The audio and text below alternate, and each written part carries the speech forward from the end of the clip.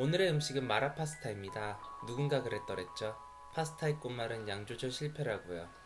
맞아요, 양 조절 실패라였답니다. 파스타 면이 계속 증식되는 영상 지금 바로 만나보세요. 배추를 3에서 4cm 너비로 썰어주세요. 연근을 1cm 두께로 썰어주세요. 마늘은 편을 썰어 준비해줍니다. 웍에 기름을 두르고 달궈주세요. 달궈진 팬에 파와 마늘을 넣고 볶아주세요.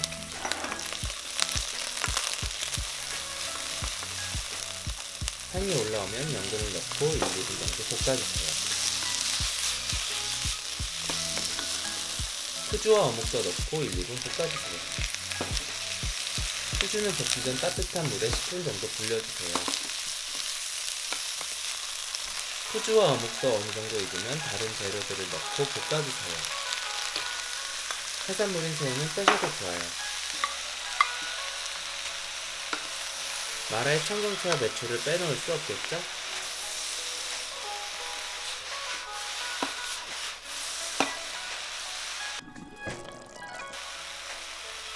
배추의 숨이 조금 죽으면 마라 소스를 넣고 볶아주세요. 너무 뻑뻑할 것 같아 물을 조금 넣었어요.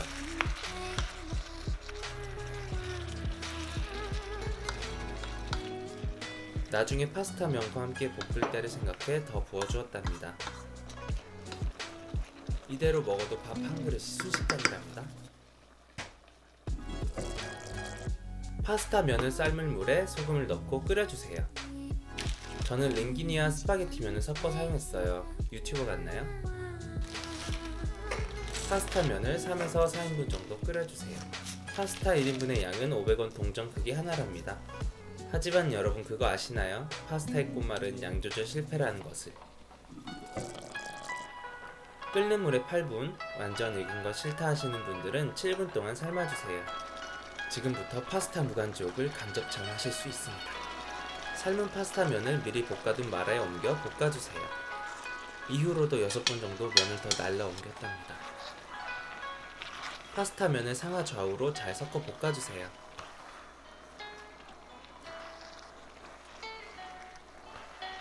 매콤한 맛을 더하기 위해 고추기름을 첨가했어요. 파스타에 빠지면 섭한 후춧가루도 넣어주세요. 파스타 면이 많아져서 그런지 조금 싱거워 소금과 굴소스로 간을 더했어요.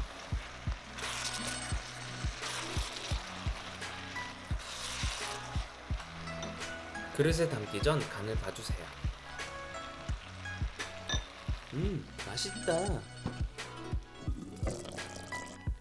사이좋게 3등분을 하고 더 먹고서도 다음날까지 먹었답니다.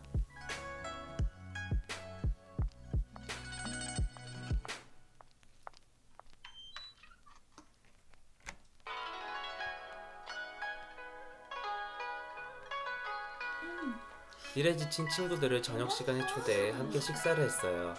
아삭거리는 연근의 식감과 얼얼 매콤한 마라의 맛, 그리고 느껴지는 이탈리아의 맛. 친구들과 샹궈인가 파스타인가를 두고 논쟁을 벌였지만 그 누구도 답을 내지 못하였답니다. 여러분들은 어떻게 생각하시나요? 시청해주셔서 감사드리며 좋아요, 구독 눌러주세요.